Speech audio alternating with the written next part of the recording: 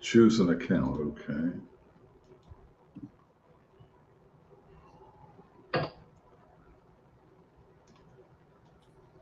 Okay, so we're live on all of them now. So that's good. So you're not able to be seen on these. You're able to be seen on YouTube, but not on StreamYard.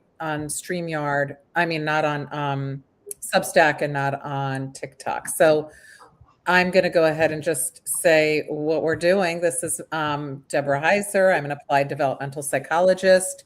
And my area of focus since the 1990s has been on aging. And I'm here today with Michael Friedman, who has been in the field of mental health advocacy for 50 years. And so we met a few decades ago.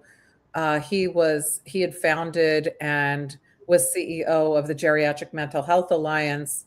And I, at the time, was the president of the State Society on Aging. And we met and really, were able to talk a lot about aging issues. And we were aligned in what we were thinking about getting mental health available to individuals who are older. And here we are, we met up again. And now each week we get on a live stream and I talk about midlife, Michael talks about old age, and we talk about it from, the same lens. So today we're going to be talking about mental health. And so do you want to add anything to that, Michael? No, I think that's you and I come at it from different perspectives. You're in your 50s, Mm-hmm. in my 80s, and things look different from after 80 than they do when you're younger. So you and I have somewhat different views of. Yeah, we do. And, I think it's so important that people talk because, when you and I talk, I always think, well, we're very aligned in what we're thinking and doing, and that if people are studying aging or they're studying mental health, um, they are going to be aligned in everything. And there's a different perspective when you bring in a different age group, a whole different way of thinking about things. Like we talked about last week, how you were saying, hey, is there hope in old age? Are we future thinking? Because you're future thinking when you are in midlife, but are you when you're older? And you are able to talk about that. And I think most people don't merge the two age groups and think about it that way. So I'm seeing people coming in. Welcome in. If you have questions, let us know. I'll be monitoring the various chats that we have. So throw out any questions you might have for Michael Friedman or for myself.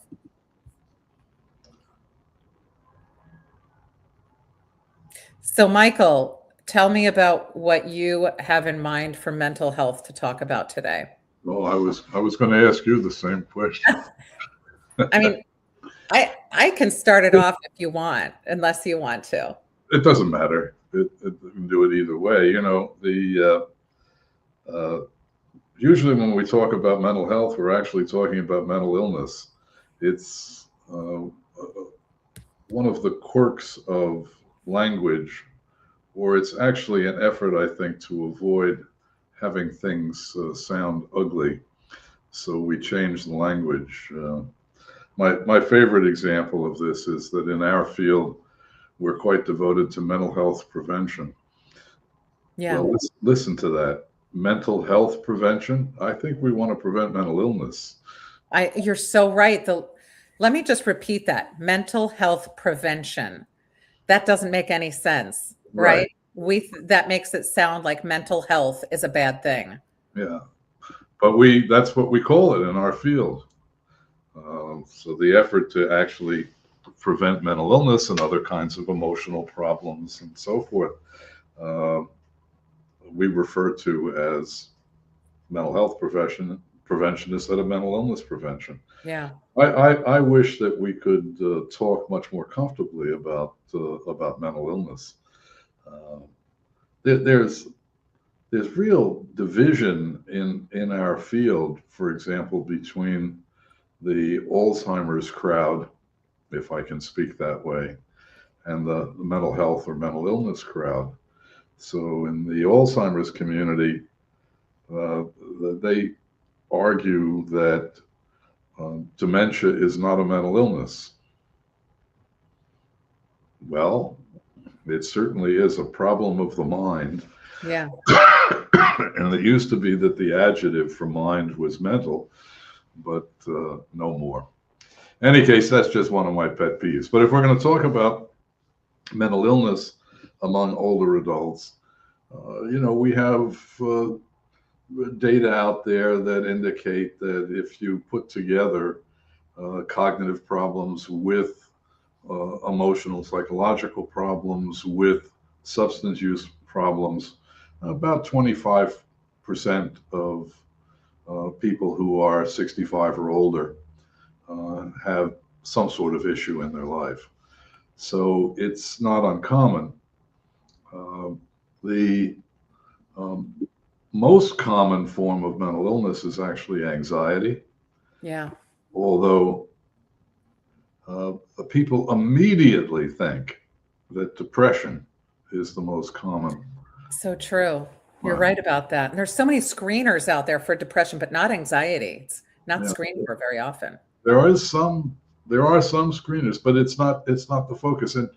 And I think what's going on is that people think about being old and they get depressed about it, so they assume that those of us who are old are depressed, and that's what they expect we will feel as we age. I see that as a form of ageism. I agree. The fact of the matter is that if you look at the prevalence numbers, and I wish I could bring them up, but I don't know how to do that. I don't know how to share my screen. So, but if we looked at the something I can numbers, I don't know how to do that. Do you? Okay. I have a data book that I did in 2022, and it's there, but I don't know how to get to it. So one of the things I can say about being over 80 is my technical skills are just as bad as you would expect them to be. Well, first of all, tech is changing, but you bring up a really good point, and that is that I think that people are confused about, and rightfully so, because it's not talked about very clearly, about mental health as we age. And people don't categorize Alzheimer's disease as a mental health issue, but people often overlook anxiety. And when I said there aren't as many screeners, they have screeners, but they're not given very often. So that's an issue that a lot of people have, is that isn't, that they aren't screened for. That's why I created a depression and anxiety screener that I put in the chat in this live stream here on StreamYard. But when I first started, I was very young and in my early 30s, and maybe just 30. I went to a nursing home, and I went in and I saw that everyone looked like they were a little bit disengaged. So I said to somebody, are the individuals here depressed? And I was told by the nursing staff, no, they're not depressed. We have an extremely low rate of depression here. And so I thought, well, they're the experts, I'm not. So I just kept thinking that I was seeing things wrong. And then when I went back a couple of weeks later, I said, I really want to take a look at this and see if I can ask another person, and a few other people. And I asked again, and they said, no, our depression rates are really low. And I said, well, what do you mean? Like, when you are rating, what are you doing? And they said, well, we have a governmental, way of testing with the MDS, and we are able to look at depression and see, and very few people come up as depressed. And I thought, wow, I'm in the field and I've been studying depression for a long time, and I'm missing this. Wow, I'm bad at this. And then I said, do you mind if I just give a depression screener to people? Would you mind? They said, no, sure, go ahead. And I gave the depression screener, And I went all out. I looked at everybody in there and I gave the test to everybody who could take it. And 44% screened positive for depression. Now that is another story. Like, it doesn't mean you're depressed if you screen positive on a screener. It could be a number of different things. But I said, hey guys, this is coming up as all these people are screening positive. And they said, it has to be that you're using a bad screener. So what you need to do is, if you want to do anything with this, you have to go and find the gold standard that was done by, this one person, and it's the one that's used in mental health institutions. This is the one you have to do. It's a diagnostic tool. So I said, oh, okay. So I said, can I do that? And they said, sure. So I did it. And that one matched with the depression screening tool that I was using. So I ended up publishing that, and it changed how we screen for depression in the United States in nursing homes, because they were using 2 items to screen for depression. Is someone crying, and are they on meds? And I think that when you said we don't have like a full understanding of things, I think we've come a little ways from there, but we're still in our infancy with this when we're talking about mental health and age. What are your thoughts on that? Well, I think the work that you did was very important. Congratulations. It really made a difference. I think that we know that rates of depression are higher among people in nursing homes than they are among old people who are not in nursing homes. Yeah. So when you say 44%, I don't take that to mean that No, the population of older adults. And 44% were not depressed. Let me just clarify that. There's something called adjustment disorder, and that a lot of people fell under that. So if you can imagine, if you're just recently going to a nursing home, you might have a feeling of, have an adjustment issue and rate high on for depression for that. So the rate was not 44% that were diagnosed with depression. There were other things that were. So in a community sample, the rate of depression would be much lower. My recollection is around 5%. Yeah. And that the rate of anxiety is, I believe, about twice that. I'm sorry I can't bring up my data in front of me because I'm an old man. I don't have a great memory. So you're right about that. Anxiety is higher. I'm in the right ballpark with 5 and 10%. So anxiety is more common, and there's less attention paid to it. And again, I think the fundamental reason for that is that younger people look at older people and they say, hey, I don't want to be old. They must be very sad. So that's one of my comments on this. The other thing that I think about is the use of language. So there's an ordinary word in English, depression. And then there is a psychiatric diagnosis, depression. Yeah. Those are 2 very different things. So if I'm having a bad day, as you know, my wife died recently, so I have outbursts of grief from time to time. Yeah. But that doesn't necessarily mean I'm depressed. I'm sad. Other things, but I'm not clinically depressed.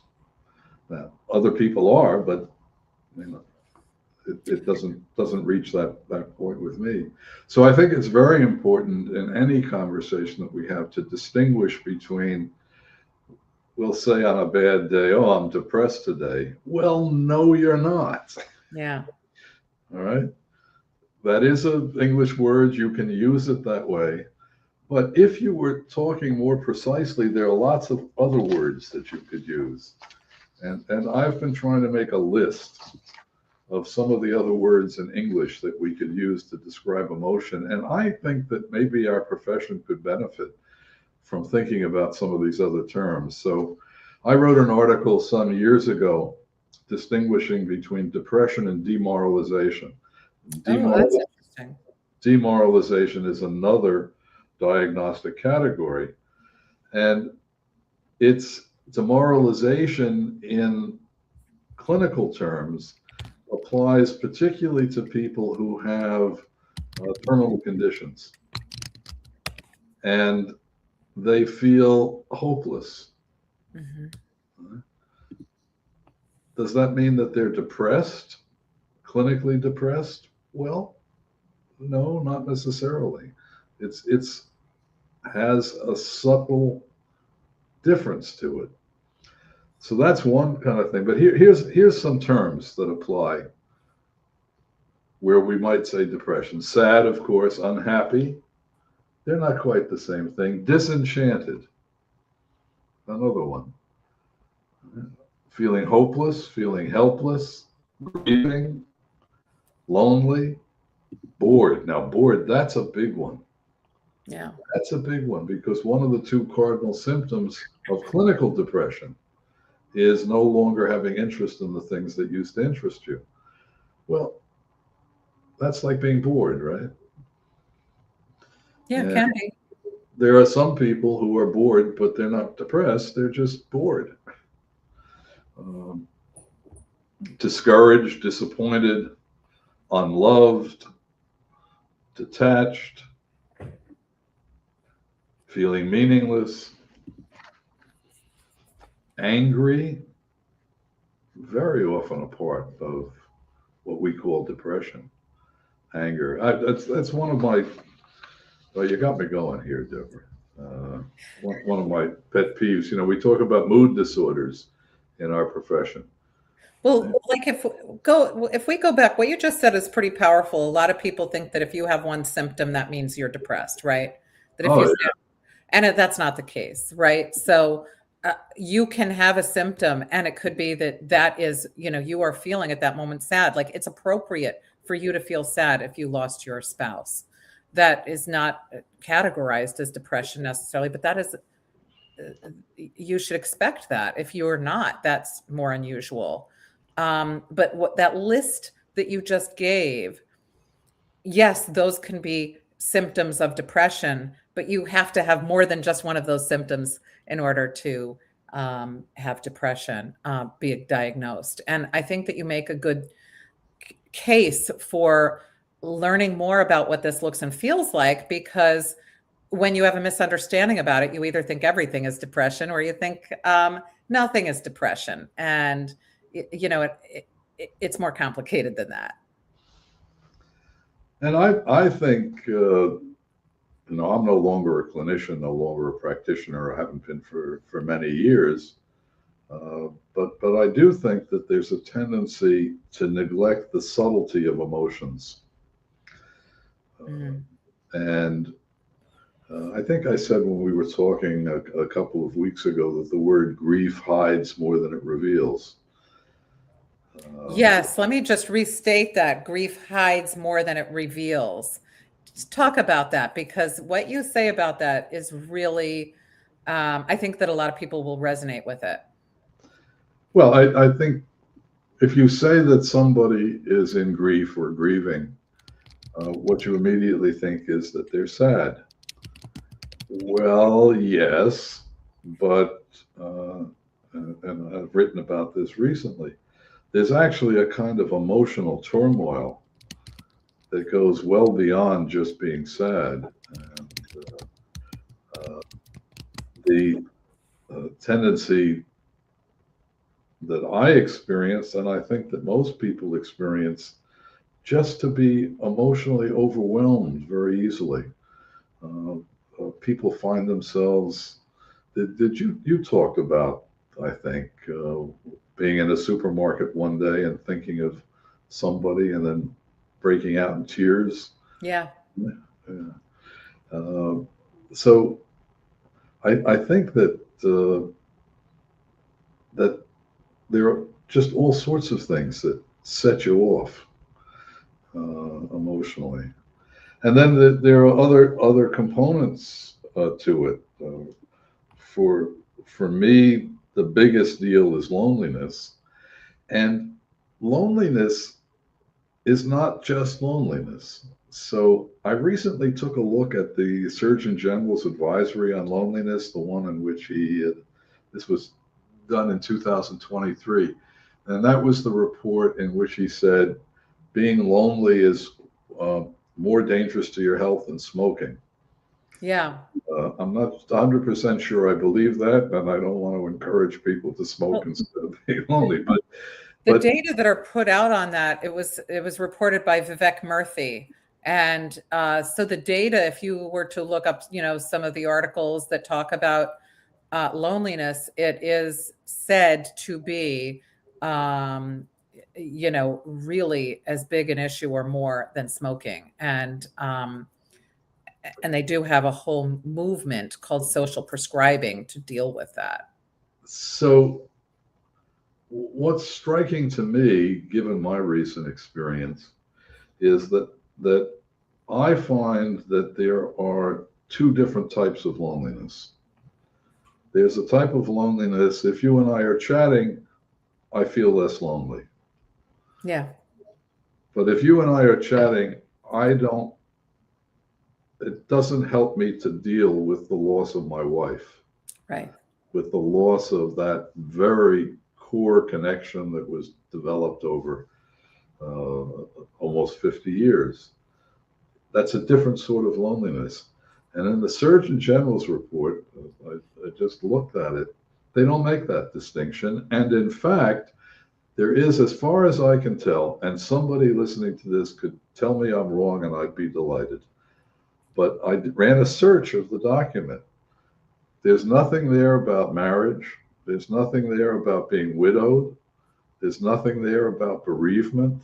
I Hmm. mean, a major cause of loneliness in our society is the loss of a life partner. Yeah. Being widowed is amazingly common.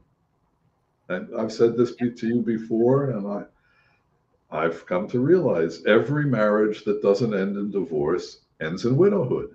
Yeah. This is a really common human experience and one that hurts Yeah. and one that results in loneliness. And the Surgeon General's report doesn't recognize it. What and now I know that there's a big gap in that, right? And I think because people don't think about these things as having overlap. I think that people don't talk about depression and grief together because there are a lot of the mirrored components to both. You don't qualify as depressed when you're in grief, but that doesn't mean that those symptoms aren't real. And I think that one of the reasons it should be in that report is because you, if you aren't, you're going out and doing everything to keep yourself from being lonely. You are out and about, you're doing things, pushing through your grief to do things and get connected. But if a person is at huge risk for long-term loneliness if they don't do that, if Yes. they don't have those resources, if they don't know where to go for that, or if people think, well, this is normal and you should expect to feel this way, and then you're in a continued path that's, just leading toward more loneliness. I think that is why that should be in there, because you are not preventing future loneliness or recovery in some way. Yeah, we need to address widowhood better than we do. Yeah. Uh, I'm not sure. I'm not sure how. I mean, part of the concept of doing something, you say it's a social practice. Is that what you call it? With dealing with loneliness, is getting people to go into situations where they are with other people, whether it's Yeah. going to a senior center or going to a house of worship or uh, going to family events. But um, and much of what the field is focused on is how do you get people to do those things, right? Uh, and that makes, I think, a great deal of sense. But it, again, doesn't touch this other type of loneliness. Uh, I don't know. I've been looking into this a little bit and came across the concept of existential loneliness. Oh, talk about that. Existential loneliness. Well, I think it may go overboard, but uh, in some some of what I've seen about it uh, is the sense that I think is more common among young people than old people, that you're alone and adrift in a vast universe in which you are not particularly meaningful. And that sense of being alone and adrift in a large universe is Yeah. a certain kind of loneliness. Now, I think that's important to distinguish from regular run of the mill loneliness, but I also think it's not the same as the kind of loneliness you feel after losing a life partner, which is not quite so dramatic as alone and adrift in the universe. So do this for me if you don't mind. You just described existential loneliness, which sounds deep and vast, right? You know, you feel like you are insignificant in the universe in a way, that there's not meaning there. Tell me about the other forms of loneliness that you can discuss so that we can see what the differences might be. Yeah, I'm working on it. And you can help me. The distinction that I'm drawing again is between a kind of loneliness where, if in fact you can talk to somebody on the telephone, you feel better. Yeah. If in fact you get out to the senior center, you feel better. And uh, that is a common and important form of loneliness, and it's very important that people can address their loneliness by actually not being alone. Right. Right? But there's another form of loneliness where, in fact, sometimes if you're with other people, you feel the loneliness even more. Mm, So um, I went to Thanksgiving this year yeah. without my wife. Well, we've had 49 Thanksgivings with her.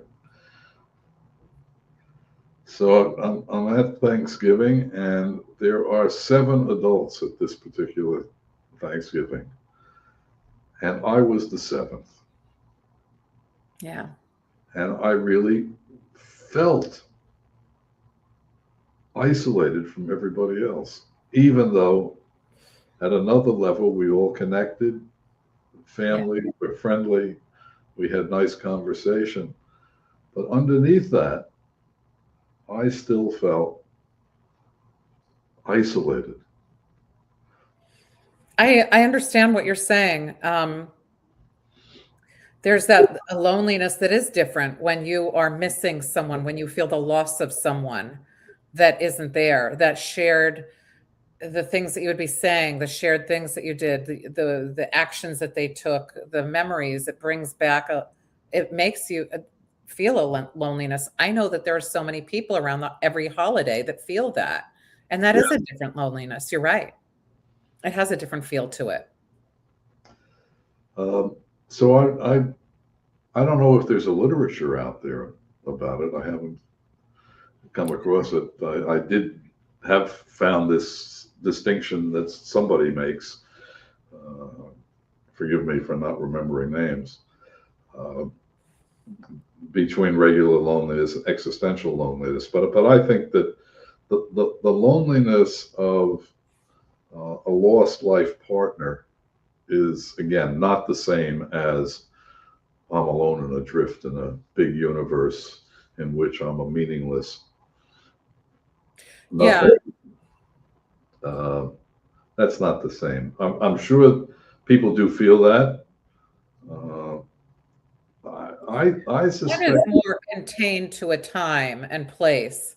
You know, if you go to, like you were describing, I'm sure that there's a loneliness at night, like you're describing with the loss of someone, a loneliness when you go to functions that you always had that person and you Right. have that alone feeling, which is different when you have a loneliness where, you feel adrift. You feel like you're in this universe and there's a lack of meaning. Those are two very different. One you can wake up in the morning and that loneliness might dissipate a little when you connect with others. And the other one may not dissipate. It might be a little bit more long lasting. Is that how you see that? Existential loneliness? Well, again, I don't think that the loneliness that comes from the loss of a life partner, I don't see it as existential in that sense. Right. That's having to do with one's place in the universe. I see it as having to do with, if you are married or in a partnership for many years, there is a combined self that gets built. You're right. Yeah. It's you don't necessarily lose yourself, but there is another self that develops over time, which is a self of two people in a merged life. Yeah. And I think that when that comes to an end,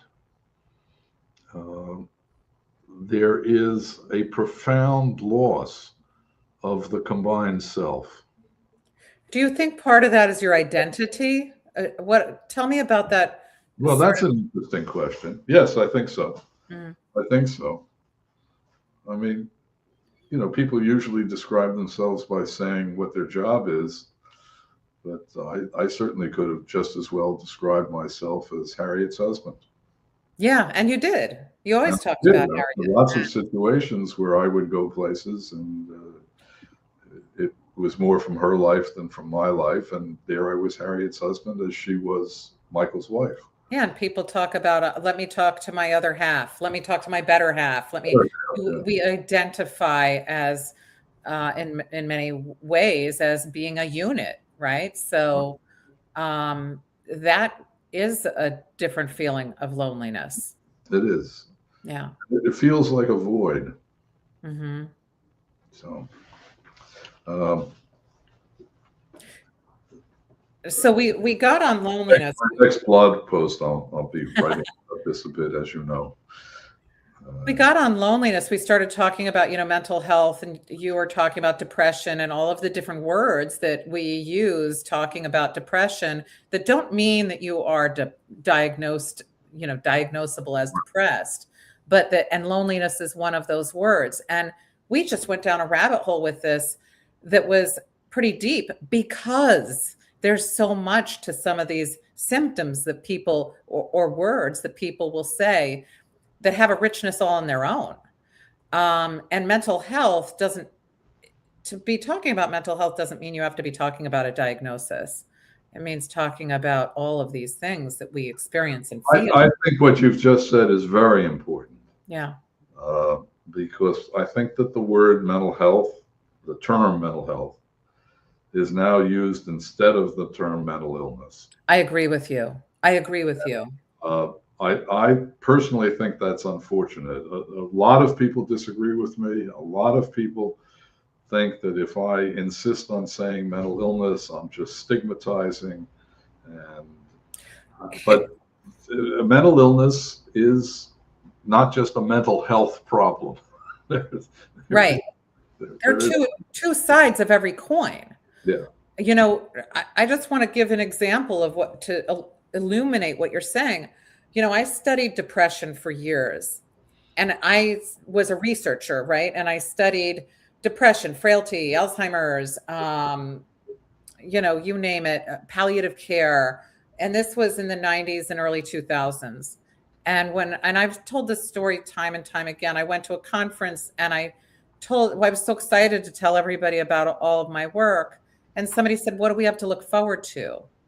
I was looking at mental health as though mental health were all of the diagnoses that we can get that have to do with pathology. Right. And at that moment, I said to myself, oh my gosh, I'm missing half the picture. That was an aha moment for me, being at that conference and hearing that person say, well, what do we have to look forward to? And then seeing that we have an entire aspect of our lives, which is our emotional outlook on life, that most of us don't have a diagnosis at any given time. And we're not talking about that. Again, So, I think what you're saying is very important. yeah, it's, I these days like to talk about the human mind. mm, And I think it's unfortunate. I understand what happened historically, but I think it's unfortunate that uh, the the realm of dementia has been separated from the yeah, realm of mental illness. And the fact of the matter is that there are various conditions that affect the human mind. Some of them affect cognitive processes.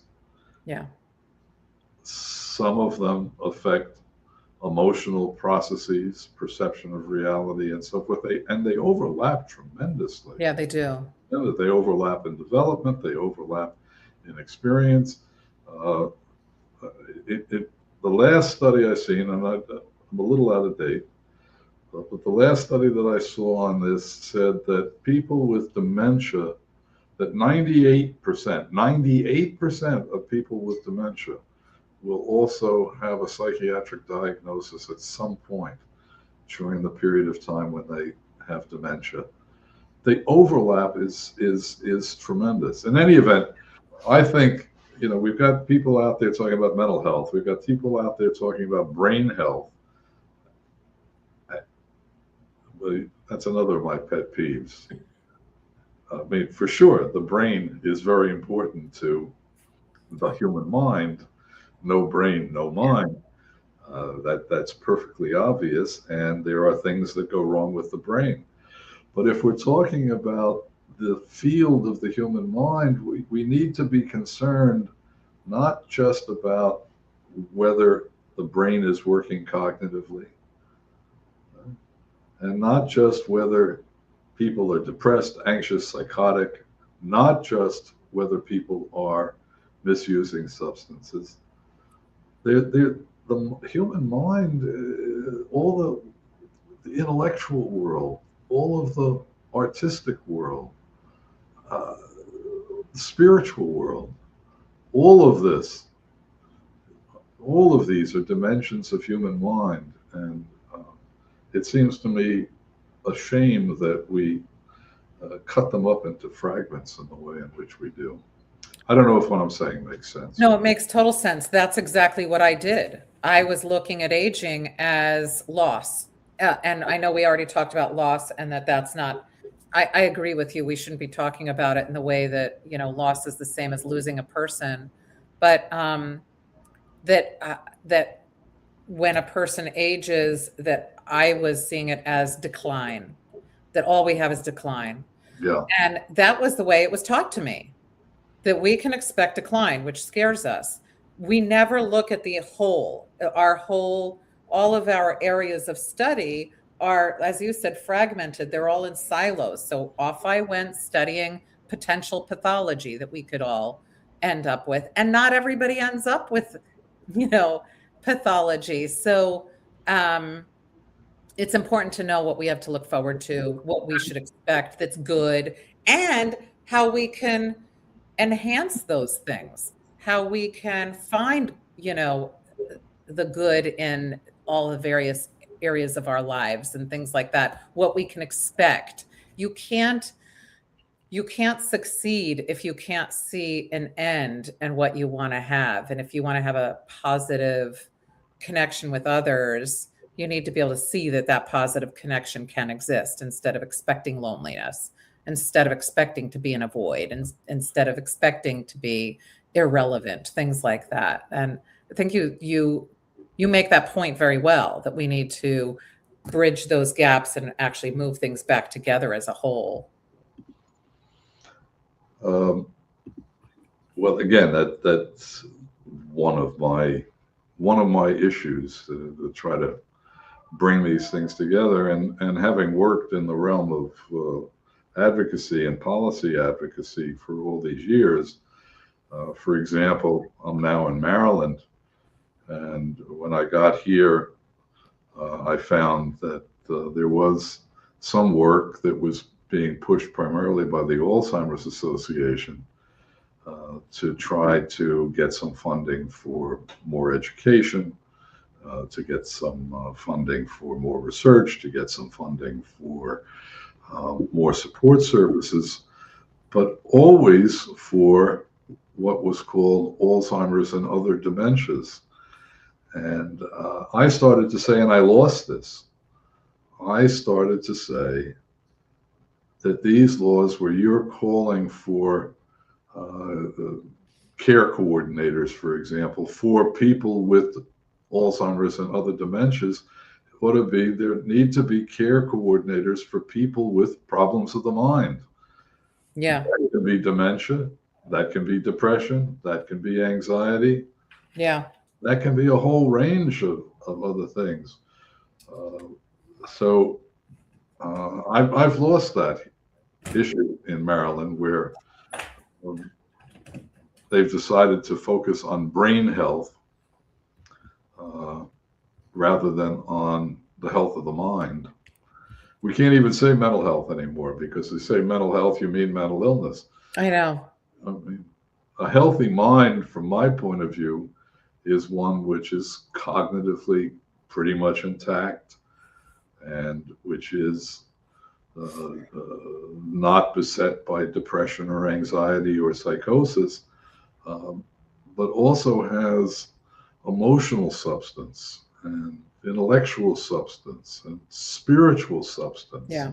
and artistic substance. There's so many rich possibilities. So that's one point I would make. I also think that, as we've said, there are all sorts of emotional subtleties that people experience. Yeah. We don't have a psychiatric language for them, so we lump them together as depression or anxiety. Yeah. But the emotional life is more subtle than that. Yeah, it is. It has all sorts of shades of emotions. And as you know from what I'm writing, I'm making an effort to capture a sense of what those emotions are, rather than just using abstract terms to describe them. I think that's important. Uh, I, I don't know to what extent clinicians these days are helped to understand the subtlety and the shades and the variety of emotions that people experience, and understand how to engage with people in their own terms, in their own terms. So I think you're right about that. And first, I want to say, hey, I want to say hi to Raylan Stamps. I do know you, and I remember you, and thank you for coming on. And thank you for everybody who's been coming on. I'm sorry if I'm not interacting with the chat here. What Michael says is really important. It's all those subtleties, Michael, that you talk about, that you go through a day and you want, a lot of us want to be able to put a name to how we're feeling. And some of the words that we use all the time don't feel good enough, or they don't feel right. If you say, I feel sad, that kind of falls flat because that's used so frequently. So you want it to be something bigger or more. This feels really deep for me, but we can feel feelings like boredom, sadness, loneliness. We can have these at any given moment. And it's hard to talk about those things without it feeling like, if I don't say, because each of these feel important to us, without us putting something bigger onto it. But we never acknowledge that something like boredom can feel really like a big deal. Oh, boredom is a very big deal. Yeah. But people don't think that because it doesn't have a diagnosis. But we don't have to have a diagnosis to have big feelings.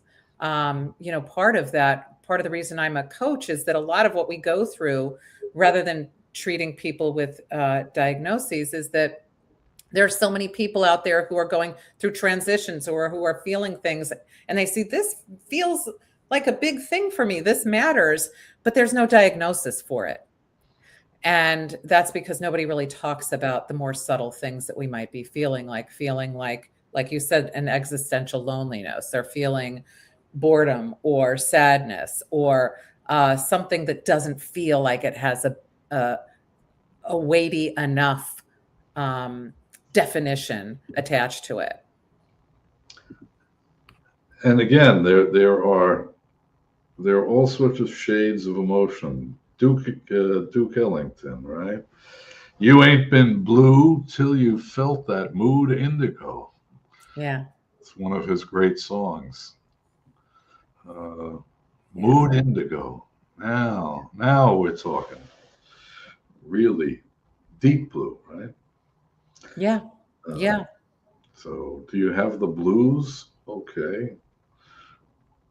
There's also you're right. Do you have the blues? And you're really involved in jazz and the blues and music. There's there's a description in blues, and that really talks about the different shades of how we feel. There's a lot of emotionality in that. Yeah. Well, I think that music, of course, is enormously expressive, and Yeah. as I wrote in a recent blog, and it was yeah, uh, playing jazz for me is emotional expression. Uh, Yeah. I think we need to have more of a continuum in how we think of our mental health, and in that there is a whole continuum in how we can feel. We shouldn't only be striving for complete happiness or joy, but we should be trying to feel everything as we go through it. And that we should be realizing that every feeling that we have that is not happiness is not a diagnosis. Very important. I mean, it's an ordinary part of human life to have some bad feelings. Hmm. So as long as we're talking about this, here's one of my pet peeves. As you know, in the psychiatric diagnosis, there's a group of disorders known as mood disorders. Right? And correct me if I'm wrong, but they are depression and bipolar disorder. I think those are the two mood disorders. Am I right? Hmm. Yeah, those are So mood what they disorders. recognize is uh, you can be what we used to call manic, or you can be very sad and bored, and those are the mood disorders. But as I've been saying for some years, when I wake up in the morning and I'm in a bad mood, usually I'm angry. And we don't recognize anger as a mood disorder. No, anger is an important one. Anger, a lot of people think of anger as something that is absolutely a pure negative also. But anger can motivate us. Yeah. Anger, And you it's said I can't sometimes do that, I'm really gonna do that. appropriate. Yeah, exactly. There's a lot to anger that is more than we make it very like basic or sort of primal, and there's nothing to it. But anger is what can get people to do major things. If you're playing a sport, you oftentimes have to feel like anger towards the other team. I'm going to get them. They don't think I can win. I can win. Or if you say this person said I'm not able to do this, I'm going to show them. Or even just an anger can facilitate a whole communication with somebody that you needed to have a conversation with. It can fuel all kinds of things that can work for us, but we don't think of anger as anything that has complexity to it.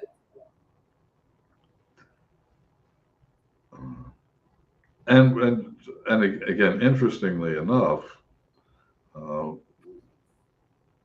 in the development of a list of psychiatric disorders, anger is not one of them.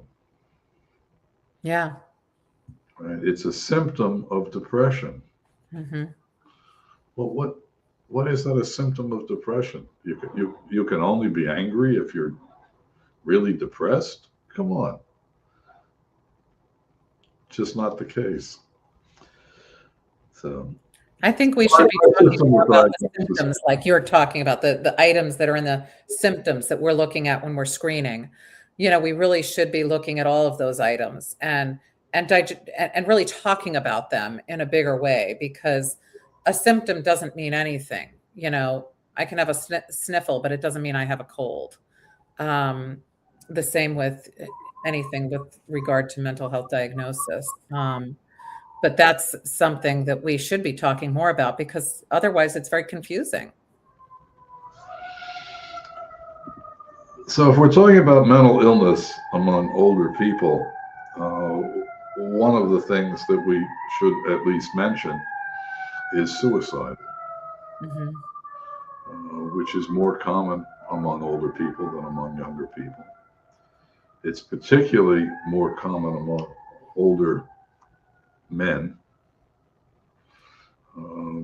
My recollection is that the suicide rate in the United States is somewhere between 12, 13, 14 per 100,000. And that for older men, it's about 50. It's a huge difference.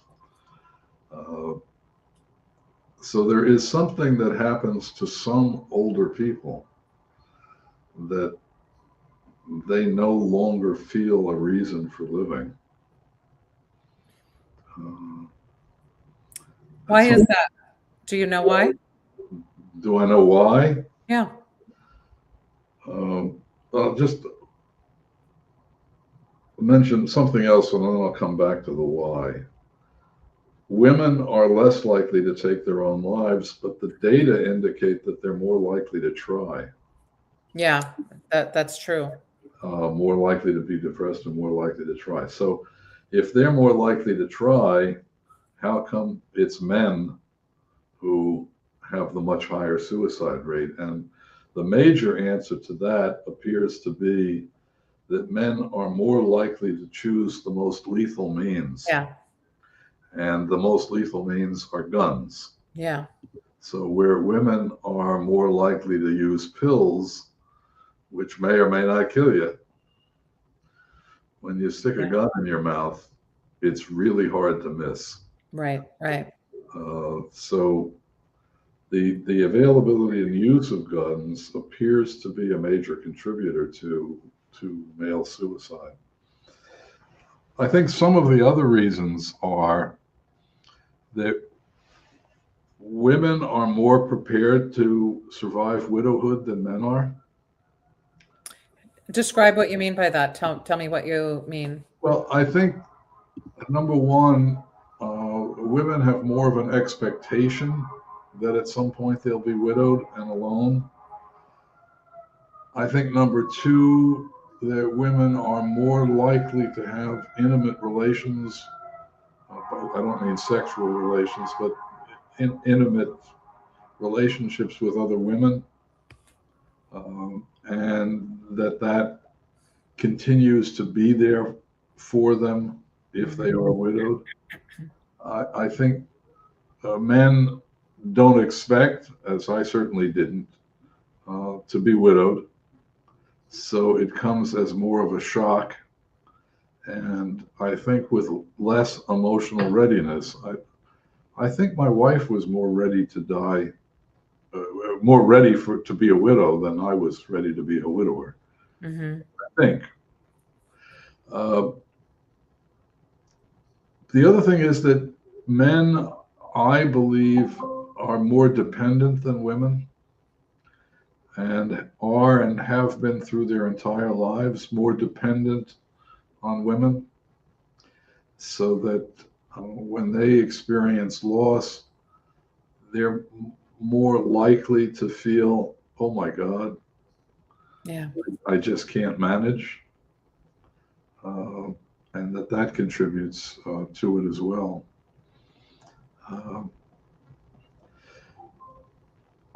But it is an interesting and important fact that men of over 65 are far more likely to take their own lives than either women or younger men.